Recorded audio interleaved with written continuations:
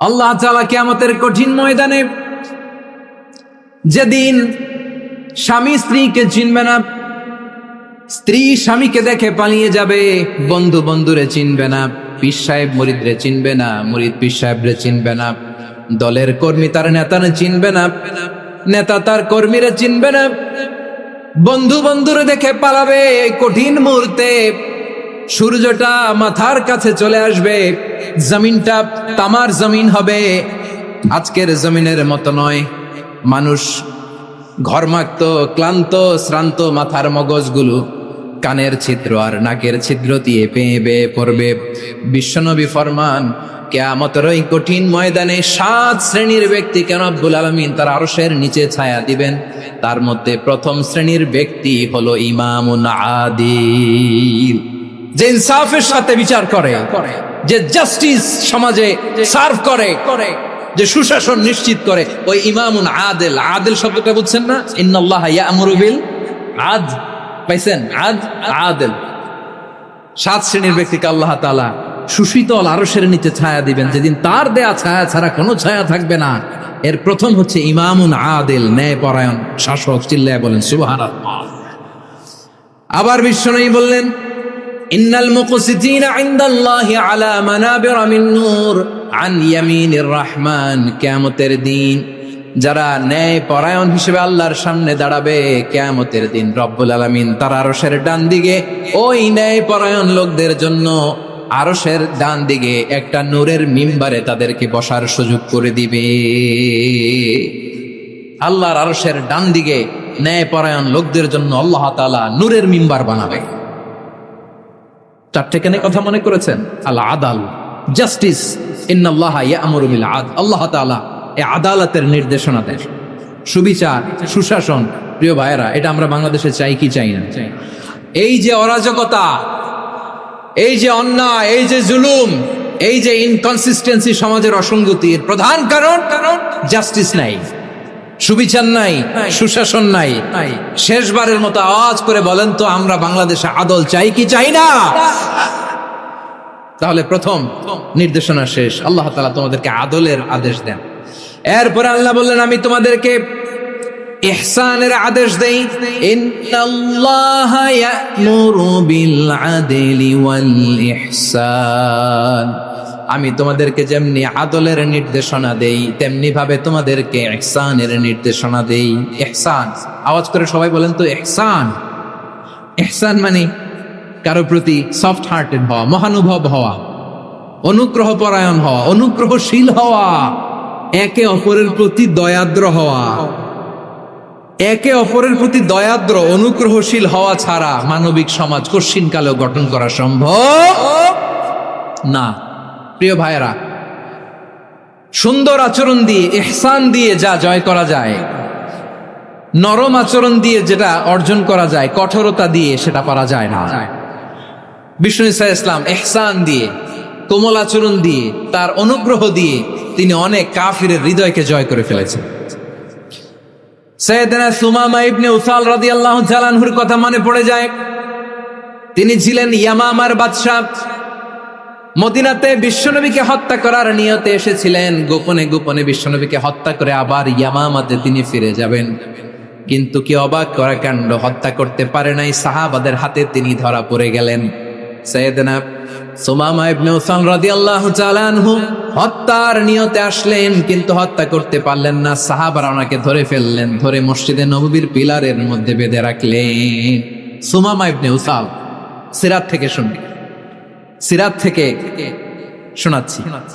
রাদিয়াল্লাহু তাআলা আনহু ইয়ামামার অধিপতি ছিলেন, বিশ্বনবীকে হত্যার জন্য আসছেন, ধরা পড়ে গেছেন, এখন মসজিদে নববীতে বেঁধে রাখছে, তার মানে বন্দী।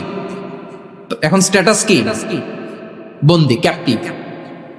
বিষ্ণু ঈসা ইসলাম সাহাবাদেরকে বললেন, তার খোঁজ খবর নিও, সুমামা ইবনে উসালের খোঁজ খবর নিও। সাহাবারা বলেন, ইয়া রাসূলুল্লাহ, আপনাকে হত্যা করতে এসেছে, তার তো কঠিন ক্যাপিটাল পানিশমেন্ট হওয়া দরকার, কঠিন শাস্তি হওয়া দরকার। বিশ্বনবী বললেন, না, আমি যেটা জানি তোমরা সেটা জানো না, তোমরা সুমামার সাথে ভালো আচরণ করো। বিশ্বনবী সুমামার কাছে গেলেন।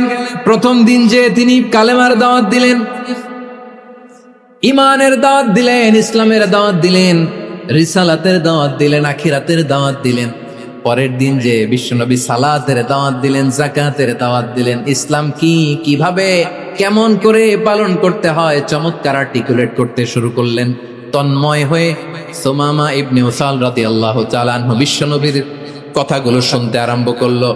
একদিন নয়, 2 দিন নয়, টানা 3 দিন বিশ্বনবী সুমামার কাছে ইসলামকে প্রেজেন্ট করেছেন, উপস্থাপন করেছেন। আওয়াজ করে বলেন, কয় দিন? 3 দিন। 3 দিন মসজিদে নববীতে বাধা।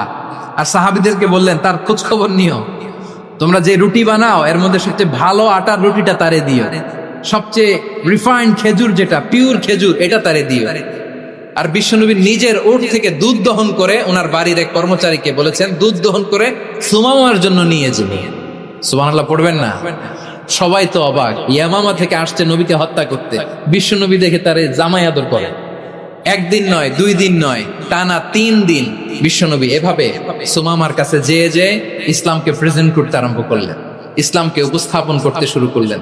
আর তাকে চমৎকার এন্টারটেইনমেন্ট, আপ্যায়ন দিতে আরম্ভ করলেন। টানা 3 দিন যখন ইসলামের দ্য বিউটিজ অফ ইসলাম, ইসলামের সুমহান বাণী, সৌন্দর্য তার কাছে উপস্থাপন শেষ, তাকে আপ্যায়ন শেষ, বিশ্বনবী বললেন সাহাবাদেরকে, যাও এবার সুমামার হাতের পায়ের রশি দুটো খুলে দাও। সাহাবারা তর্ক জুড়ে দিলেন, লা ইয়া রাসূলুল্লাহ, এমনটা করবেন না, তো ভয়ঙ্কর ভয়ঙ্কর খুনি, কি জানি কি হয়ে যায়। বিশ্বনবী বললেন, না, তার হাতে পায়ের রশিগুলো খুলে দাও। সাহাবারা বিশ্বনবীর কথা মতো তার হাতে পায়ের রশিগুলো খুলে দিল। সুমামা মুহূর্তের মধ্যে মসজিদে নববী থেকে বের হয়, ইয়ামামায় ফিরে না যে মসজিদে নববীর পাশে একটা খেজুর বাগান ছিল, সেখানে চলে গেলেন। সেখানে একটা ছোট্ট কুয়া ছিল, কুয়ার পানি দিয়ে তিনি গোসল করলেন। সুবহানাল্লাহ পড়েন।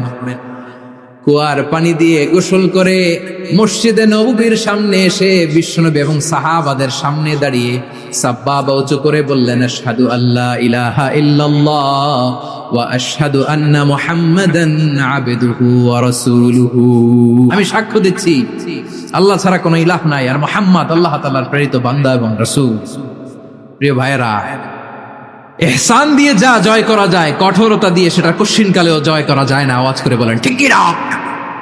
এবার সুমামা দাঁড়িয়ে বলে, ওগো নবী, আমি তো কালিমা পড়ে মুসলমান হয়ে গেলাম, এবার শোনেন, এই মুহূর্তের আগে আপনার চেহারার চাইতে নিকৃষ্ট কোনো চেহারা আমার কাছে ছিল না, কিন্তু শাহাদা পাঠ করার পরে আপনার চেহারার চাইতে উত্তম শ্রেষ্ঠ কোনো চেহারা আমার কাছে আর নাই। ও নবী, আজকের দিনের আগে ইসলাম ধর্মের চেয়ে নিকৃষ্ট অপছন্দনীয় কোনো ধর্ম আমার কাছে ছিল না, কিন্তু এই মুহূর্ত থেকে ইসলামের চেয়ে সেরা শ্রেষ্ঠ পছন্দনীয় কোনো ধর্ম আমার কাছে নাই। নবী গো, আজকের দিনের আগে মদিনার চাইতে অপছন্দনীয় নিকৃষ্ট কোনো শহর আমার কাছে ছিল না, কিন্তু এই মুহূর্তের পর থেকে মদিনার চাইতে কোনো শ্রেষ্ঠ শহর আমার জানা নাই। সে ছিল গমের বড় ডিলার, গম বেচতো। কি বেচতো? তার গম কিনে মক্কার লোকেরা রুটি খাইতো। সে ঘোষণা দিল, আজকে থেকে মক্কাবাসীদের জন্য সব গম আমি হারাম করে দিলাম, মক্কাবাসী এখন না খেয়ে মরে। সুবহানাল্লাহ পড়বেন না? মক্কাবাসী বিশ্বনবীর কাছে আসলেন, এসে বললেন, মুহাম্মদ, আমরা তো তোমার ভাই, তোমার চাচা, তোমার ভাতিজা, তোমার আত্মীয়, তুমি সুমামারে বলো সে যেন আবার গমের সাপ্লাই মক্কার জন্য অনুমতি দিয়ে দেয়। বিশ্বনবীর অনুমতি ক্রমে সুমামা আবার মক্কাতে গম পাঠাতে শুরু করলো। পড়েন সুবহানাল্লাহ।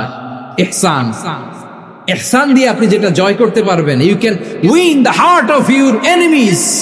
ইহসান দিয়ে আপনি আপনার শত্রুর হৃদয়কে জয় করতে পারবেন। এজন্য আল্লাহ বললেন, ওয়া আনফিকু ফি সাবিলিল্লাহি ওয়া লা তুলকু বিআইদিকুম ইলাত তাহলুকা ওয়া আহসিনু ইন্নাল্লাহা ইউহিব্বুল মুহসিনিন।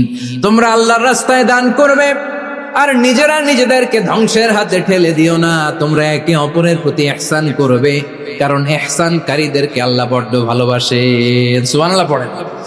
আবার সূরা রহমানে আল্লাহ বললেন, হাল জাযাউল ইহসানি ইল্লাল ইহসান ফাবিআইয়ি আলা, সবাই পড়েন ফাবিআইয়ি আলাই রাব্বিকুমা তুকাযযিবান। ইহসানের প্রতিদান হিসেবে ইহসানি হয়। বিশ্বনবী সুমামার প্রতি যেমন ইহসান করেছেন, সুমামাও ঠিক তেমন ইহসান ফিরিয়ে দিয়েছে, ঠিক কিনা বলেন? তাহলে এক নম্বরে হচ্ছে আদ, ন্যায় বিচার। দুই নম্বরে সবাই বলে ইহসান, সদাচরণ। ইহসান দুই ধরনের প্রিয় ভাইরা, ইহসান ফিল ইবাদা, ইহসান ফিল মুআমালা। ইহসান ফিল ইবাদা হচ্ছে একাগ্র অনুভবে ইবাদতে ডুব দেওয়া, এর নাম ইবাদতের ইহসান। সুবহানাল্লাহ পড়। বিশ্বনবী বলেন ইহসান মানে কি জানো নাকি? হাদিসে জিবরিলে সাইয়েদনা জিবরিল আলাইহিস সালাম বিশ্বনবীকে বললেন আখবিরনি আনিল ইহসান। নবী আমাদেরকে বলেন ইহসান মানে কি? বিশ্বনবী বললেন আনতা আবুদাল্লাহা কাআন্নাকা তারাহু ফাইন লাম তাকুন তারাহু ফাইন্নাহু ইয়ারাক। ইহসান মানে হলো এমন ভাবে তুমি আল্লাহর সামনে নিজেকে উজাড় করে ইবাদত করবে, তুমি ভাববে তুমি আল্লাহকে দেখতে পাচ্ছ। আর এটা যদি ভাবা তোমার জন্য কঠিন হয়ে যায়, অন্তত এতটুকু তুমি ভাববা যে আল্লাহ তোমাকে দেখতে পাচ্ছে, ঠিক কিনা বলেন? ও আমার বীর চট্টলার ভাইয়েরা, কেউ যেটা দেখে না সেটা দেখে কে? এই বিশ্বাস হৃদয়ের মধ্যে আছে? নামাজে যখন দাঁড়ান এই ফিলিংসটা আনা যাবে? এসা পর্যন্ত যে আমরা হায়াত পাবো কোনো গ্যারান্টি আছে? সবাই আওয়াজ করে বলেন গ্যারান্টি আছে? গ্যারান্টি নাই। এই জন্য বিষ্ণু ইসলাম বলেছে এমন ভাবে নামাজে দাঁড়াও, ইবাদত করো, মনে করো হতে পারে এটাই আমার জীবনের শেষ নামাজ। পারফর্ম দ্য সালাহ as if this is your last and final prayer. এমন ভাবে সালাতে দাঁড়াও, ভাবো হতে পারে এটাই তোমার জীবনের শেষ নামাজ। এমন ভাবে নামাজে দাঁড়াও, ভাবো এটাই শেষ নামাজ। তাহলে নামাজে একাগ্রতা বাড়ায় দিবে কে? ফলে ইবাদতের ইহসান আমাদের অর্জিত হবে। আর মুআমালাতে ইহসান হলো, বিশ্বনবী বলেন ইন্নাল্লাহা তাবারাকা ওয়া তাআলা كتب الإحسان على كل شيء فإذا قتلتم فأحسنوا القتلة وإذا ذبحتم فأحسنوا الذبح وليحد أحدكم شفرته وليرح ذبيحته। ইহসান দুই ধরনের, আওয়াজ করে বলতে হবে কয় ধরনের? একটা হচ্ছে ইহসান ফিল ইবাদা, ইবাদতে ইহসান। ইবাদতে ইহসান কি? একাগ্র অনুভব দিয়ে ইবাদত করা, মন প্রাণ দিয়ে ইবাদত করা। আর মুআমালাতে ইহসান কি? সব কাজে, দৈনন্দিন কাজে, কর্মে, সামাজিক অ্যাক্টিভিটিতে কোমলতা প্রদর্শন করা, অনুগ্রহের সাথে সবকিছু করা। আল্লাহ তাআলা ইন্নাল্লাহা তাবারাকা ওয়া তাআলা কাতাবাল ইহসানা আলা কুল্লি শাই, তিনি সবকিছুর ব্যাপারে ইহসানকে আবশ্যক করেছেন। সবকিছু, মুমিনের সব কাজে ইহসানের পরশ থাকবে। ওয়া ইযা কাতালতুম ফাহসিনুল কিতলা, বিষ্ণুই বলেন তুমি যখন কাউকে হত্যা করো ইহসানের সাথে করো। সুবহানাল্লাহ পড়বেন না? যখন হত্যা করো তখনও ইহসানের সাথে। আচ্ছা হত্যা করবো আবার ইহসান আসবে করতে করে, তো মেরেই ফেলবো আমি। আল্লাহ, ও ভাই একজন খুন করেছে, খুনি, রাষ্ট্রীয় আইনে তার শাস্তি হয়েছে ডেথ পেনাল্টি, মৃত্যুদণ্ড। এখন মৃত্যুদণ্ড দেখে আপনি যেমনি মন চায় তেমনি মারবেন লোকটারে? ওর নাক কেটে ফেলতে পারবেন? ওর কান কাটতে পারবেন? ওর চোখ উপড়ে ফেলতে পারবেন আপনি? যেমন মন চায় তার অঙ্গহানি করা যাবে না। ইহসানের সাথে তাকে